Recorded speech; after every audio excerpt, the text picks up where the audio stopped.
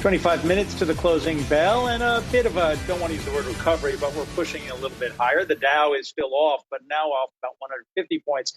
An hour ago, it was off 200 points. NASDAQ is positive by more than 50 points, and the S&P 500 is negative by 8 points. I want to check out the airlines, too, because there's been some positive news for some of the airlines. For instance, American Airlines is up almost 5% today. Delta's off slightly. United's off a bit, and Southwest is up almost a full percent. That's a good segue for us to invite into the program our next guest, Sarah Nelson, the Association of Flight Attendants president, who understands that although the airlines have gotten this far, there is much further to go, and thousands of flight attendants, their jobs are still on the line. It's good to see you again, Sarah. Are you hearing anything from Congress? Will the payroll support program extension be a part of this potential new stimulus that appears to be on its way out of Congress this week? So I think we should be really clear, first of all, that there is no stimulus. The efforts to put in place a stimulus bill failed, and this is an attempt now for emergency relief. So the $908 billion package, bipartisan package that's been put together and is being talked about, we're expecting to see language very soon on that, does have some real momentum here, and it looks like they're going to get this done. And the payroll support program for the airlines is a part of this 4-month emergency relief deal. Sarah, how important is this? Just because we've talked about the airlines' role in vaccine distribution and how important of a role they are going to play over the next several months in getting this money from the government and getting this approved. How critical is that for vaccine distribution? Well, vaccine distribution cannot be done at the rate that it needs to be done without the passenger aircraft fully up and operating. So some of these vaccines need to be transmitted only on jumbo jets. Those are planes that are on the ground right now. Even if pilots are remaining on the payroll, there's not enough flying for them to get their 3 takeoffs and landings in order to keep their certification up, which means that they will fall out, their credentials will fall off, and they'll have to go back through training. The training centers are reduced in the amount of people that they can actually hold in these training centers because they're using COVID protocols to be able to do that. The airlines have already stretched the waivers on any training and certification to the farthest extent. They got those training waivers in March and April and May when those training centers were shut down altogether. So we are stretched to the absolute limit here. And if we don't get this payroll support in place in December, we won't be able to get the people, planes, and routes back in place in order to be able to meet the demand for vaccine distribution. And vaccine distribution is critical for us to get out of the stress of this pandemic and open our economy back up and recover.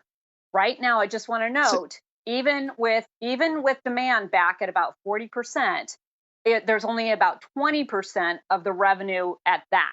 So we're talking about 25% of revenue of last year because business travel is non-existent, because business travel is following CDC guidelines, and there is not business travel. Businesses are not sending people out onto planes to travel. Yes. So we had Doug Parker on from American Airlines, and I realized that their flight attendants are organized under a different organization, a labor union. But it's the same for all the airlines. They don't expect to be revenue neutral, cash burn neutral, rather, until the spring of next year, maybe even later. How many jobs among, I think it's 50,000 that you represent, the flight attendants, are at risk if we don't get this extension of the payroll support program? So there's about half of my union right now that's going without a paycheck, others that are going without health care. So not everyone is on furlough, but they're on an unpaid status in many cases. And at American Airlines, that's 19,000 people who are on an involuntary furlough, no paycheck, no health care, and others who are on that no paid status to make things work. So we're talking about over 100,000 people going without that paycheck, going without health care unless we get this in place. And getting this in place and having this 4-month bridge will get us to a place, as Doug Parker was talking about, where we can actually sustain these jobs and maintain these aircraft without having to have furloughs. So it is a critical component now to get this infrastructure in place to be able to meet the demand for vaccine distribution and everything else we need to do to fight the virus. But it's also important to create this bridge so we can get to a place where people are not put out of work. So when you take a look at how the airlines stand right now, clearly they are hurting and hurting very badly from the pandemic, but they do have a decent amount of liquidity, meaning that they're going to likely survive. We likely won't see any of these big airlines file for bankruptcy, but I'm curious, and I know it's a little bit early to be talking about this, but as we take a longer term view of this, 6 months, 12 months, 18 months down the road, what is the size of the airlines likely going to be? Are we going to see airlines that are significantly smaller than what they were before the pandemic? Look, they're already smaller and they're going to emerge smaller. And if you take the Great Recession, for example, the airlines did not actually have furloughs during that time. They weathered the storm. They shrunk about 15% in the jobs. They were able to manage that through leaves and they were able to weather the storm. So if we emerge at between 70 and 85% of what we were before, with the people who have taken separations and the contractual provisions that allow for people to have some flexibility in their schedule, the airlines can manage that and continue to provide pretty good demand for the traveling public and for those needs. So it may be a little bit smaller for a little while, but we're going to climb back to the size that we were before this pandemic started within a few years. Very quickly, why go back to where we were in 2019? The whole model has changed. Business travel, for instance, there's a projection that anywhere from 35 to 40% of business travel will not come back. Yeah, I know that people say that, but our experience in aviation has been that when technology has improved and people have been more connected around the world through technology, that travel actually increases because there's a greater demand for humans to be together.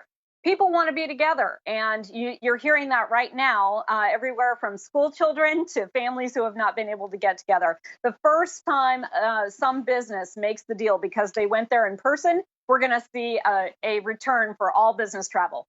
So I understand that there's some look at that right now, and some businesses who are thinking about how they can cut back on those travel expenses, but it'll bounce back as soon as we get back to traveling. I will quote you, people want to be together. Sarah, thank you very much for joining us. Thank you.